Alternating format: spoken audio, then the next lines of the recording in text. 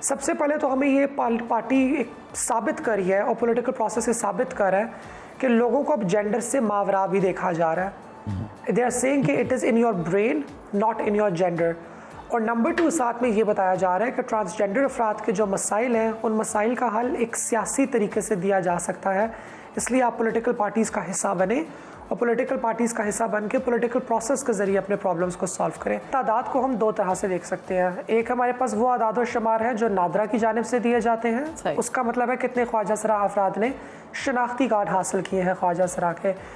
इसके बरक्स हमारे पास सेंसस की या NGOs की रिपोर्ट्स होती हैं जो कि अपनी काउंटिंग के ज़रिए एक आदाद व शुमार देने की कोशिश करती हैं। तो लगभग हम कह सकते हैं कि इस वक्त इन तमाम एस्टिमेट्स के मुताबिक खैबर पख्तूनख्वा में नादरा की जानिब से सिर्फ 1000 शनाख्ती कार्ड मौजूद हैं, लेकिन बाकी एस्टिमेट्स के मुताबिक तकरीबन सूबे के अंदर कोई 50 से 60 हज़ार ख्वाजा सरा अफराद की तादाद मौजूद होगी। हमारे साथ मौजूद हैं जी ख्वाजा सरा कम्युनिटी की फलाह बहबूद के लिए काम कर रही है, इनका ये एजेंडा है। डॉक्टर महरिब मोइज़ाबान, इनसे बात करते हैं। डॉक्टर साहिबा, thank you so much for your time.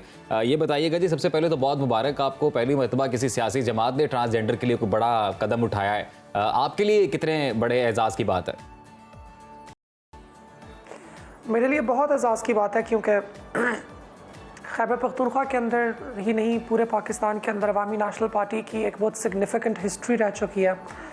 मैं एक छोटा सा फ़न फैक्ट आपको बताती हुई चलूँ कि हम लोगों का इलेक्शन सिंबल लैंटर्न है, ऑयल लैंप, जिसको लालटेन कहा जाता है। जी जी जी।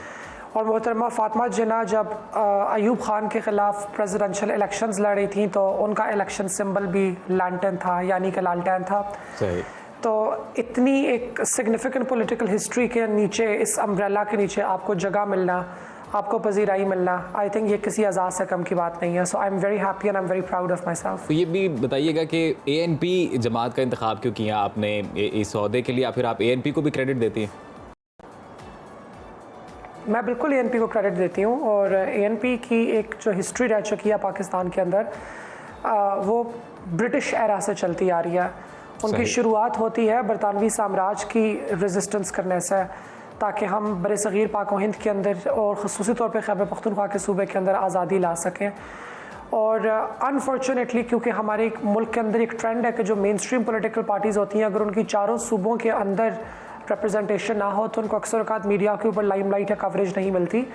जबकि अवामी नेशनल पार्टी का जो मंशूर है और उनकी जो हिस्ट्री रह चुकी है, वो अक्सर औक़ात mainstream political parties like Pakistan Peoples Party के मुकाबले की है when it comes to progressive legislation. So इसलिए मैंने ANP को चूज़ किया, क्योंकि मुझे लगता है कि उनका एक ज़्यादा ठोस और मुस्बत मंशूर है और उनकी हिस्ट्री ज़्यादा ग्राउंडेड है पख्तूनख्वा की रियलिटी के साथ। अच्छा डॉक्टर साहिबा, इस वक्त अगर हम बात करें खैबर पख्तूनख्वा की, तो ट्रांसजेंडर्स की तादाद कितनी है और वहाँ पर किन किन मसाइल का सामना करना पड़ता है?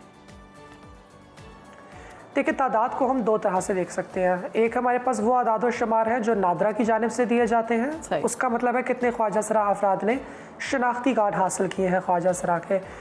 इसके बरक्स हमारे पास सेंसस की या NGOs की रिपोर्ट्स होती हैं जो कि अपनी काउंटिंग के ज़रिए एक आदाद व शुमार देने की कोशिश करती हैं। तो लगभग हम कह सकते हैं कि इस वक्त इन तमाम एस्टिमेट्स के मुताबिक खैबर पख्तूनख्वा में नादरा की जानिब से सिर्फ 1000 शनाख्ती कार्ड मौजूद हैं, लेकिन बाकी एस्टिमेट्स के मुताबिक तकरीबन सूबे के अंदर कोई 50 से 60 हज़ार ख्वाजा सरा अफराद की तादाद मौजूद होगी। सबसे बड़ा जो मसला इस वक्त खैबर पख्तूनख्वा में है वो जानो माल का तहफ़्फ़ुज़ है। जिस रेट के ऊपर ख्वाजा सरा कम्युनिटी का पिछले 10 साल में कत्ल हुआ है खैबर पख्तूनख्वा के अंदर, वो नस्ल कुशी से कम नहीं है। I will put this into perspective for you. दुनिया में सबसे ज़्यादा मर्डर्स एल साल्वाडोर नामी एक कंट्री में होते हैं जो कि सेंट्रल अमेरिका में है। वहाँ पे 1 लाख की आबादी में से 15 अफराद कत्ल होंगे ही। This is the highest murder rate in the world. Pakhtunkhwa के अंदर अगर 1 लाख ख्वाजा सरा होंगे तो उनमें से 798 to 800 कत्ल होंगे। कहाँ 15, कहाँ 800। This is a 50 times increase than the highest murder rate in the world। तो इस जानो माल के तहफ़्फ़ुज़ को यकीनी बनाना और फिर ख्वाजा सरा अफराद को सियासी धारे में शामिल करना ताकि वो भी आम मर्दों और औरतों की तरह एक नेशनल लाइफ का हिस्सा बन सके, ये 2 हमारे सबसे बड़े प्राइम एजेंडाज हैं इस वक्त। डॉक्टर साहब, ट्रांसजेंडर कम्युनिटी की हालत ज़ार के कुछ फैक्ट्स आपने बताए हैं, कुछ नुकात आपने बताए हैं। आपको क्या लगता है bye joining a political party what exactly difference you can create? Political party को ज्वाइन करने का मतलब ये है कि जो अब एक जमहूरी रिप्रेजेंटेशन का जो एक सिलसिला है, आप उसके अंदर शामिल हो गए हैं। हमारी अवाम अक्सर वक़्त कंफ्यूज करती है कि जमहूरियत का मतलब मेजॉरिटेरियनिज्म है कि जी जिसके पास मेजॉरिटी है उसके पास अथॉरिटी है। जमहूरियत का ये मतलब नहीं है। जमहूरियत का मतलब ये है कि आपके मुल्क के अंदर डाइवर्स तरह तरह के लोग और अक़वाम मौजूद होंगी, उन सब की नुमाइंदगी के लिए सियासी जमातों का होना या सियासी जमातों का उनको नुमाइंदा करना। तो ख्वाजा सरा कम्युनिटी अब तक एक अनरिप्रेजेंटेड पॉपुलेशन थी। पाकिस्तान पीपल्स पार्टी ने लेजिस्लेशन के ज़रिए और नॉमिनेशंस के ज़रिए ट्रांस कम्युनिटी को शामिल किया और अवामी नेशनल पार्टी वो पहली जमात बनी जो कि अपने कैबिनेट के अंदर उन्होंने एक ट्रांस पर्सन को पोजीशन दी है। सही। तो इसके दो हमारे पास नताइज होते हैं।